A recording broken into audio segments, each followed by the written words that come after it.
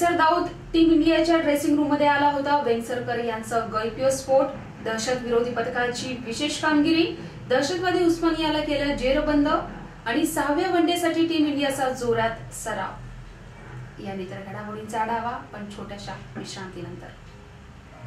सामान्य माणसांच्या घराचं स्वप्न पूर्ण करणारी उत्कृष्ट गुणवत्ता, पारदर्शकता, एकाग्रता, विश्वसनीयता आणि प्रकल्प वेळेवर पूर्ण करणारी तेजस इन्फ्राटेक, एक विश्वासाचं नातं।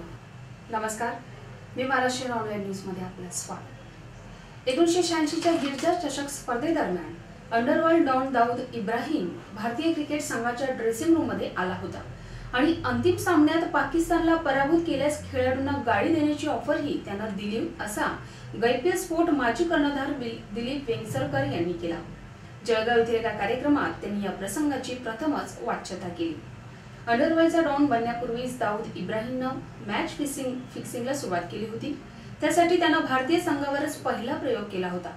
मात्र कपिल देव सारख्या खमक्या खेळाडूंना त्याची ऑफर नुसती धुडकावलीच नाही, तर त्याला ड्रेसिंग रूम मधून हकलून लावल्याची माहिती वेंगसरकर यांनी दिली।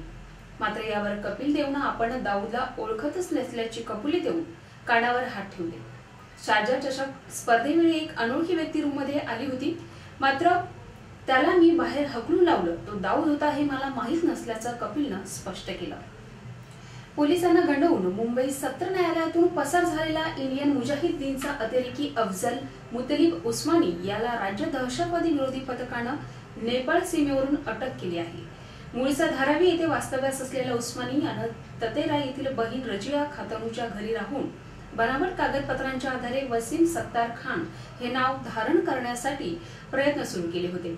धारावीतील घरी असलेल्या शाळेतील दाखले आणण्यासाठी उस्मानीनं त्याच्या धारावीतील बहिणीचा मुलगा जावेद नरुल हसन खान याला मुंबईत पाठवलं। उस्मानी पसार झाल्यापासून घरातून गायब असलेला जावेद हा घरी परतल्याची माहिती एटीएस पथकाचे पोलीस निरीक्षक दिनेश कदम यांना मिळाली। यानुसार 25 तारखेच्या सायंकाळी जावेद याला पोलीस पथकानं सापळा रचून जेरबंद केलं।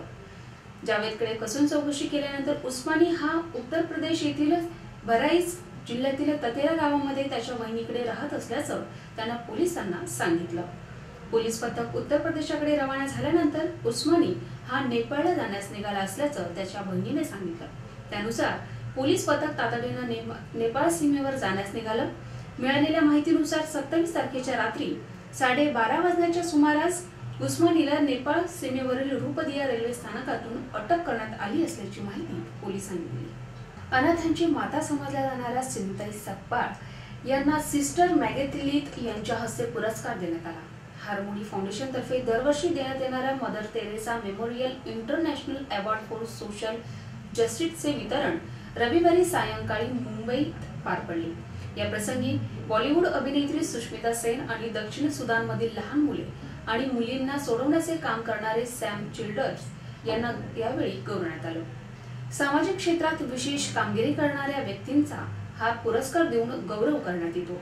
या पुरस्काराचं यंदाचं 6वं वर्ष असून फादर सेड्रिक दीपसईदा या मानव हक्क सक्रिय कार्यकर्त्यांसह आदिवासी हक्कासाठी लढणारे डॉक्टर सुदर्शन हनुमप्पा, शरीर विक्रिया व्यापारातून अल्पवयीन मुलींची सुटका करणाऱ्या इंडियन रेस्क्यू मिशन यांचाही यावेळी गौरव करण्यात आला। या कार्यक्रमाला विविध क्षेत्रातील मान्यवरांनी हजेरी लावली होती। या इतर घडामोडींचा आढावा पण अल्पशा विश्रांतीनंतर। दिवाळीच्या गोड फराळासाठी प्रसिद्ध पणशीकर स्वीट, चकली, चिवडा, शंकरपाळ्या आणि अनारसे देखील दिवाळीच्या गोड फराळाची रंगत आपल्या नातेवाईकांना। नमस्कार, विश्रांतीनंतर पुन्हा एकदा आपलं स्वागत। टेनिसपटू सेरेना विल्यम्स हिनं चीनच्या लीनाचा पराभव करून WTA अजिंक्यपद पटकावलं आहे। या वर्षातील सेरेनाचं हे 13वं अजिंक्यपद आहे। सेरेनानं अजिंक्यपद कायम राखत फायनलमध्ये लीनाचा 2-6, 6-3 आणि 6-0 असा पराभव केला। 2013 मधील सेरेनानं ही 78वी लढत जिंकली असून फक्त 4 लढती गमावल्या आहेत। बुधवारी होत असलेल्या 6व्या वनडेसाठी टीम इंडियानं चांगला सराव केला आहे। ऑस्ट्रेलिया विरुद्ध 4थी आणि 5वी लढत पावसामुळे रद्द झाल्यानं वनडे क्रमवारीत टीम इंडियानं आपलं अव्वल स्थान कायम राखलं असलं तरी आपलं हे स्थान टिकवण्यासाठी टीम इंडियानं सरावावर जोर दिला आहे। विराट कोहलीनं रांची येथील 14 एकदिवसीय सामन्यात ऑस्ट्रेलियाचा कर्णधार जॉर्ज बेली याचा 0वर झेल सोडला होता। याचा फायदा घेत बेलीनं 98 धावा केल्या। ही चूक पुन्हा होऊ नये म्हणून कोहलीनं कॅचिंग प्रॅक्टिस केली, तर ऑस्ट्रेलियन गोलंदाजांनी उसळते चेंडू टाकून रैनाची मालिकेत भंबेरी उडावली। यावर तोडगा म्हणून रैनानं उसळत्या चेंडूवर फलंदाजीचा सराव केला। आजच्या काही ठळक घडामोडी शेवटी पुन्हा एकदा। फिक्सर दाऊद टीम इंडियाच्या ड्रेसिंग रूम मध्ये आला होता। वेंगसरकर यांचा गैरस्फोट, दहशतवादी विरोधी पथकाची विशेष कामगिरी, दहशतवादी उस्मानी याला केलं जेरबंद आणि 6व्या वनडेसाठी टीम इंडियाचा जोरात सराव। आपल्या काही समस्या असल्यास आम्हाला या पत्त्यावर संपर्क साधावा। आमचा पत्ता B24 Mahavir market sector 18 Vashi Navi Mumbai. या होत्या आजच्या ठळक घडामोडी। उद्या पुन्हा भेटू विशेष घडामोडींसह। तोपर्यंत धन्यवाद।